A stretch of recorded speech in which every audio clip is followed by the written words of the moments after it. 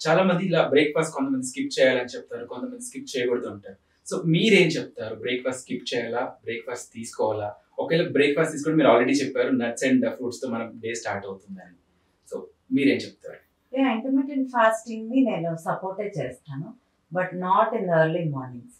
మీరు 4 o'clock ఆపేస్తారా, good. 6 o'clock ఆపేస్తారా, గుడ్. ఈవినింగ్ అవర్స్ ఎప్పుడైతే మనం పడుకుంటున్నామో అప్పుడు మన బాడీలో ఇన్సులిన్ లో ఉండాలి.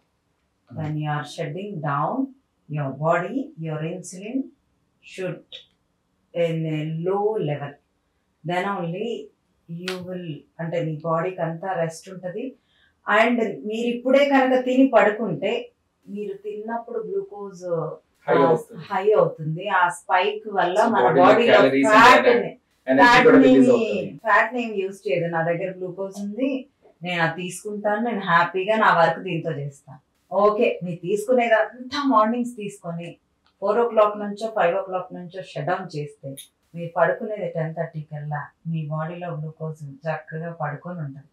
అయ్యో నాకు ఇప్పుడు మనం పడుకున్నప్పుడు కూడా చాలా ఎనర్జీ కావాలండి.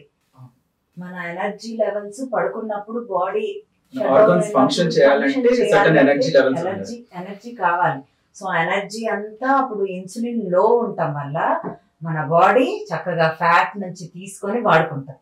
అండ్ ఇంకొకటి, ఎక్సర్సైజ్ చేసేవాళ్ళు ఈవినింగ్ ఎక్సర్సైజ్ చేసే కన్నా మార్నింగ్స్ గ్లూకోజ్ లెవెల్స్ ఎప్పుడైతే లో ఉంటుందో అప్పుడు ఎక్సర్సైజ్ చేయటం వల్ల మన బాడీ ఫ్యాట్ పర్సంటేజ్ తగ్గుతుంది. వెయిట్ లాస్ ఇంపార్టెంటా, ఇంచ్ లాస్ ఇంపార్టెంట్ అంటే ఇంచ్ లాసే ఇంపార్టెంట్. ఇంచ్ లాస్ అవ్వాలంటే ఈ ట్రిక్స్ అన్ని చేయాలి. So inch loss is nothing but targeting fat. Fat తగ్గాలండి, నాట్ మజిల్.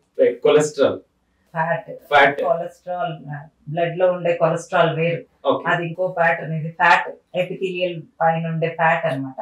కొలెస్ట్రాల్ అంటే బ్లడ్ లో ఉంటుంది.